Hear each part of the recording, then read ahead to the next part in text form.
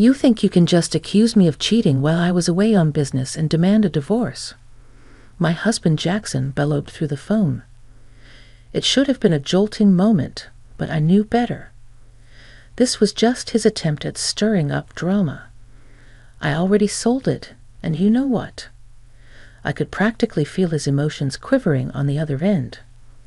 Did he honestly believe I wouldn't see through his little charade? His naivety was almost comical as his accusations continued to ricochet off my resolve. I found myself teetering between anger and amusement. Yet, amidst it all, a sense of empowerment began to emerge. This wasn't just a spat. This was a turning point. This was the moment I decided to take control. I chuckled inwardly at his feeble attempt to manipulate me. And then, as if the universe had aligned, a realization dawned on me. It was my turn to play. I'm Olivia, a 28-year-old working long hours. Though I've held a steady job at a college store since I graduated from junior college at 20, Jackson's career trajectory has been less than stable. He's 2 years older, but when we first met 3 years ago, he was bouncing between jobs or sometimes doing nothing at all. He proposed to me hastily, but I set a condition. He needed to secure a stable job. I wasn't about to embark on a marriage without considering our future. "Oh, okay, but there's a condition," I asserted firmly, watching Jackson's expression shift to one of concern. "What is it?" he asked cautiously. "You need to find a stable job. Otherwise, marriage is out of the question. We need to think about our future." He attempted to brush it off with a casual remark. "Oh, don't worry, you're working, so there's no rush, right? But my parents would be concerned if I married without a job." "I'll find one before we tie the knot," he promised. Sensing the seriousness in my tone, reluctantly, Jackson embarked on his job search journey. Eventually, he secured an office position at a construction company, and we moved forward with our plans to wed. At the time, I saw Jackson as somewhat careless with money and work, but I believed our partnership could balance each other out. I thought I could guide him towards financial responsibility, and he would complement my strengths. Little did I know, our challenges were just beginning. About a year into our marriage, as we were exploring the idea of buying a house, Jackson revealed a troubling obstacle. "I might not qualify for a loan," he confessed casually. I was taken aback. "What do you mean?" I pressed for an explanation. He stuttered, "Because I haven't been at my job long enough. I might need a guarantor for the loan. The only option would be my dad, but he's dealing with some serious gambling debts. He probably wouldn't be able to help." "Why didn't you tell me this earlier?" I was dumbfounded, especially with the contract and the real estate agent right in front of us. But Jackson, appearing unfazed, nonchalantly remarked, "If we put the house in your name, it'll be fine, right? You've been at your job forever, so you can secure the loan. We'll both contribute to paying it off. It's just a formality." "That's beside the point. Why didn't you bring this up before?" "This is significant for me, too. I'm not even prepared with the paperwork," I retorted, frustration bubbling beneath the surface. Though he offered an apology, his contrition felt superficial, lacking sincerity. Despite my urge to protest further, faced with the already arranged contract and the presence of the agent, I decided against escalating the situation. Reluctantly, I hastily gathered the necessary documents, such as my income statement for the loan application, and impulsively finalized the purchase under my name. Doubt gnawed at me. Could I truly envision a future with this man? Perhaps I should have simply asserted, "Then we won't proceed," instead of hastily preparing the paperwork. My anxiety heightened with the looming issue of my in-laws. "The other day, I had a conversation with Dad," Jackson began. "He mentioned he might lose the house due to the debt I mentioned earlier. So he's considering moving in with us. Is that all right? What? Why would you even entertain that idea? I reacted swiftly, but Jackson merely shrugged it off. Well, he's facing difficulties. My brother is single, but he's working abroad. I'm the only one Dad can turn to. Shouldn't we seriously discuss this? Maybe he can stay temporarily until he finds a place. But committing to living with us permanently is a major decision.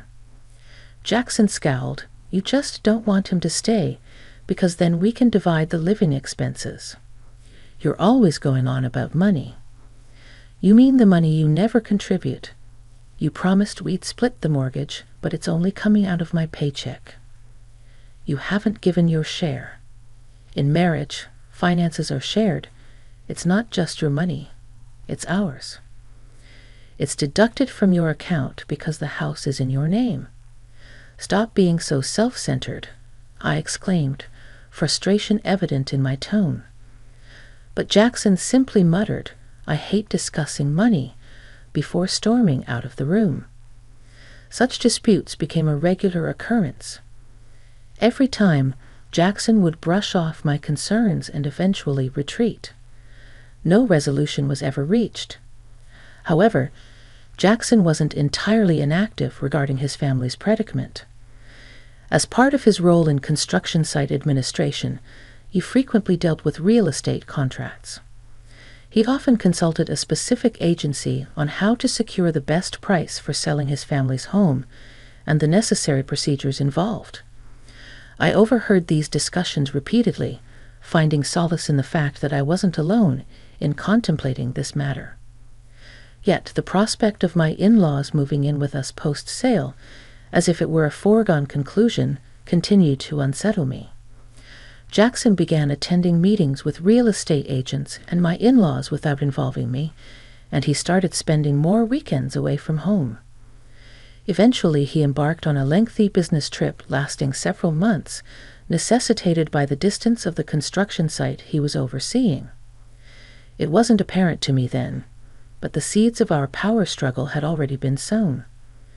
A few days after Jackson departed for his trip, I decided to treat myself to tea after a shopping excursion. Hello, the man who greeted me seemed familiar. Memories flooded back, recalling him as someone Jackson had once brought home. He worked at a real estate company, a young employee named Samuel, according to Jackson. Samuel had been with the company for less than a year. Ah, yes, I remembered you. You visited our house before, right? I said. Yes, I apologize for dropping by unannounced and even joining for a meal. My apologies, he replied. No need to worry. I should have been more welcoming, I said. We ended up sharing tea together. Samuel was affable and appeared more level-headed than Jackson despite his youth.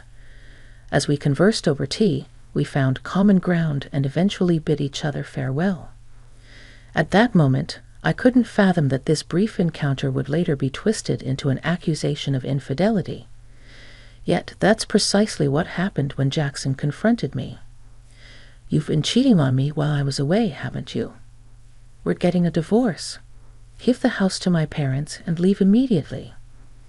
Jackson's accusation hit me like a sledgehammer.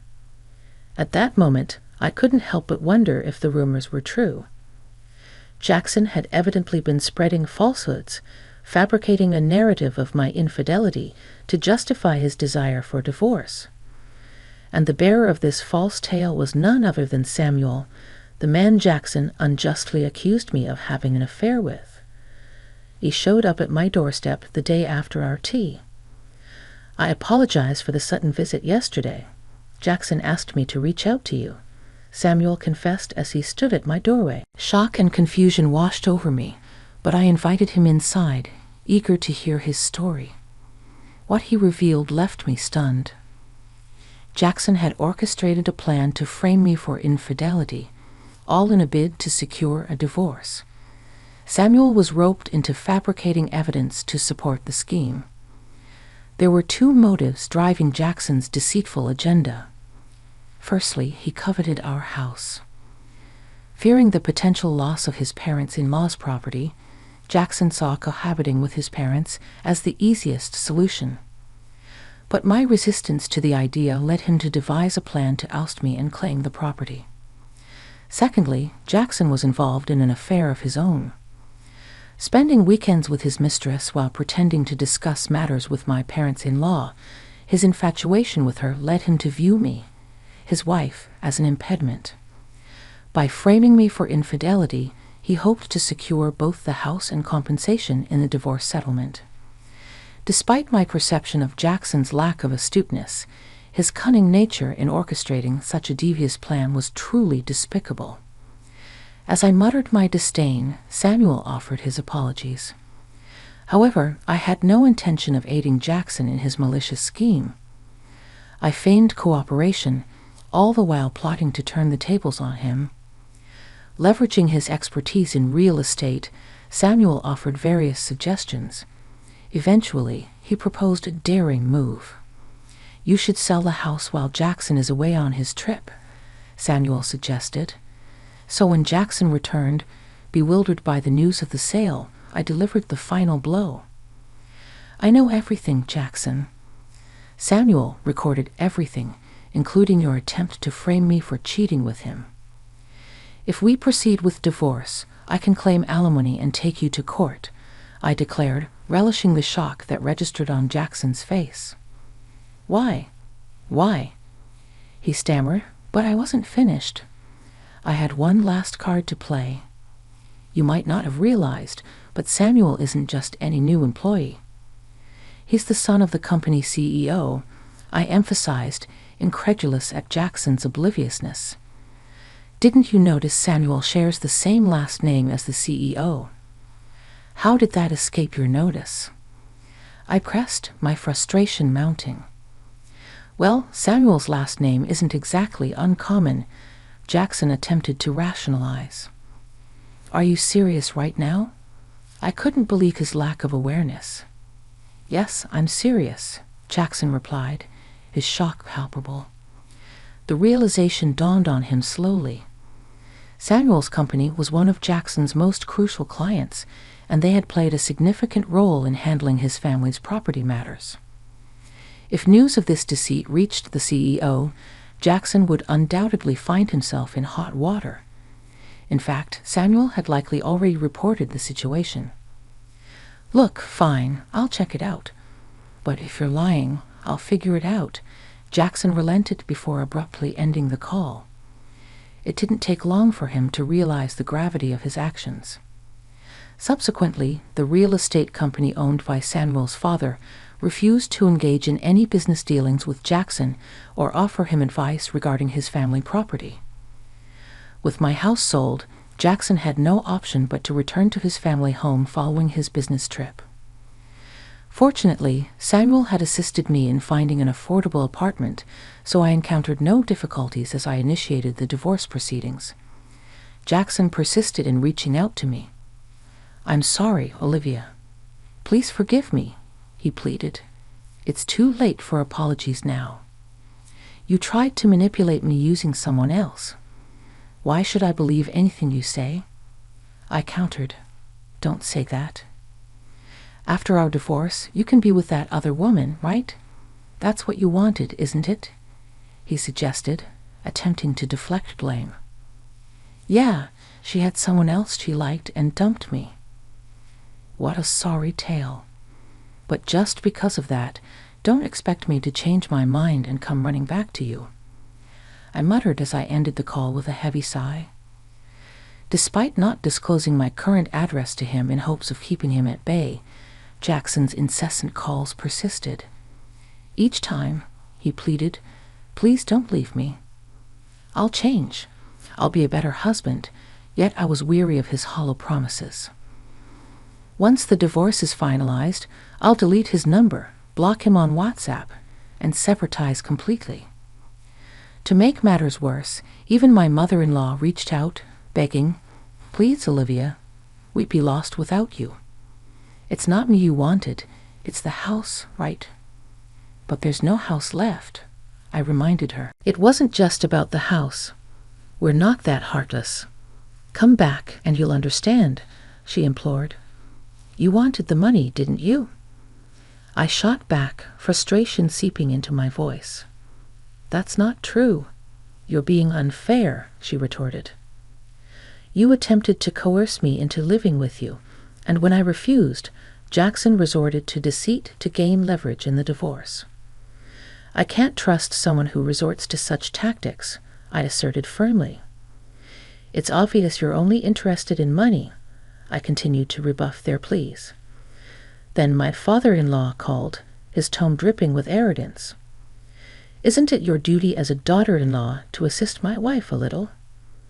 Are you seriously refusing? Isn't all of this a consequence of the debts you've accumulated?" I countered, my resolve unwavering. In response, his voice on the phone grew so loud that it hurt my ears. "You heartless woman, abandoning your mother-in-law in her time of need and shifting blame onto her. I'll teach you a lesson, you wicked woman." With that, I ended the call, shaken but determined. Armed with the recorded audio, I sought counsel from my lawyer. As it transpired, my father-in-law's words constituted a threat. Armed with this evidence, I informed Jackson that I'd pursue legal action if he didn't agree to the divorce. In a panic, Jackson reluctantly consented to the divorce. Finally, I was free from the clutches of that outrageous family.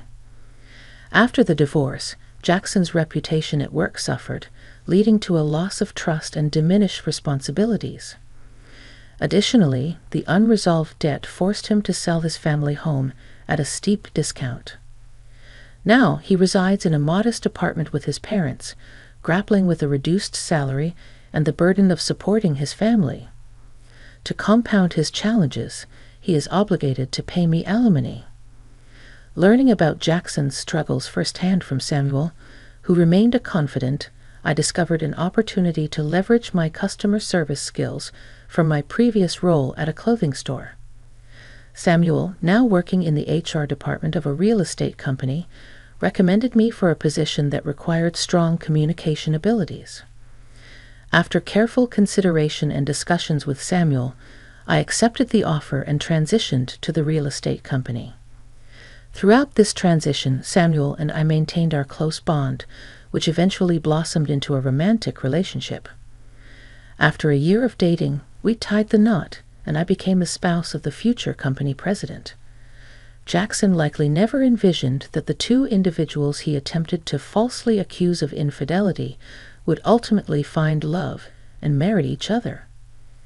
Now surrounded by my supportive new family, including my in-laws, I look forward to building a beautiful life together with Samuel.